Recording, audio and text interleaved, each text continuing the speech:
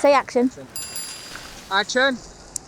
I'm Luisa. I've been in comedy for the best part of 19 years. Over the last 14, I've been creating comedy specials for audiences that, quite frankly, the establishment ignore. I was doing female empowerment stuff before it was cool, taking all my clothes off, running around naked, body image, mental health, you name it. I want my audiences to feel good and excited. I'm useless as a roast comic. You look beautiful. Thank you. British TV loved the hype and they loved the idea of my audiences, but they had no idea what to do with me. They'd be like, let's get you on a panel show wearing hot pants with like your cellulite hanging out, holding a can of lager and being like, hey, I'm Beyonce. I was like, yeah, I think you missed the point. I got invited out to Australia to do my jokes on TV out there. And I did my fire gap routine that went viral. This was before social media was a thing, which taught me that there is an audience out there for me. Hello, Australia! And my fans back here were like, well, film it and we'll fund it. And so that's exactly what I did with Am I Right, ladies. How's this work? Do I call you or...?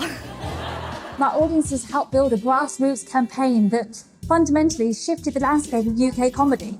Now, there are loads of comics that are doing amazing things with podcasts and they're building their own audiences and they're putting epic events on. I tried to start a podcast, I bought the equipment, I've got the right microphone in lockdown, but I'm just useless at it. Where I'm good is in live shows. I wanted to create a safe space for my audiences to come and just let loose. So I thought, you know what, why don't we throw a party? Once a year, I'll do my stand-up show followed by an after party, and what better day of the year to do it on than Valentine's Day. And there wasn't any profit in it really, but it wasn't about making profit, it was about creating a place where audiences felt loved. I finally got the opportunity, 5 years after debuting it, to film What Would Beyonce Do as a comedy special. Sorry if you thought this was all going to be about Beyonce. Nah, this is my Adele 21, bitches. This is my Adele 21!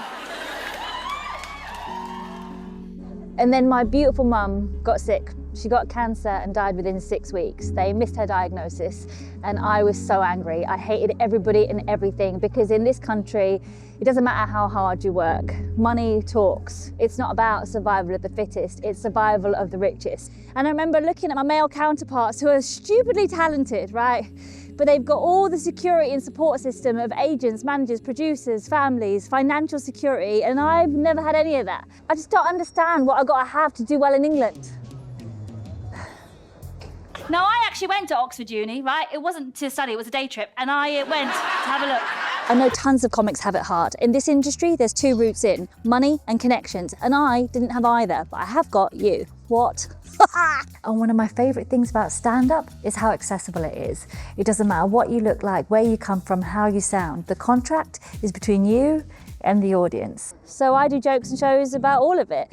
About mental health, about body image, about dating, about relationships, about politics, about the social commentary, about grief, about euthanasia, about cancer. I hate dogs. I've never liked dogs, always thought they were dicks. And about the Bible. What if God is a woman? That's when I came across Mary Magdalene, who had a hugely powerful voice and was unafraid to use it. She was never a sex worker. That's what the church used to like slut shame her and keep her quiet. And for the last 2,000 years, that's been their narrative about her. Just another difficult woman. And I thought, hang on a second, a difficult bitch? I could write this story. Adam and Eve, which is so clearly written by a man, is unreal. Like, oh, a bitch couldn't stick to a diet, so the world ended. How predictable. Do you know what this needs to be? A musical. People are much more open to new ideas when there's a sing-along. Now, I can't sing or play music, but I do know how to turn a basement show into a movement. And I need your help to do it. Musicals take 10 years and they cost millions of pounds. All right, mate, but why don't we try anyway? This isn't just another show. It's reimagining the story of Mary Magdalene. How different would the world look if the Bible was translated by women? Imagine like a female Book of Mormon. I didn't get any cake on the fork, so I'm gonna do that bit again. If we want to hear new stories, we've got to find new ways to tell them. And with this show, my audiences are my infrastructure. My patrons are my producers. So sign up. Join me, spread the word, share this video, sign up to my Patreon, help me get this script that I wrote in my bedroom into a fully fledged Broadway hit.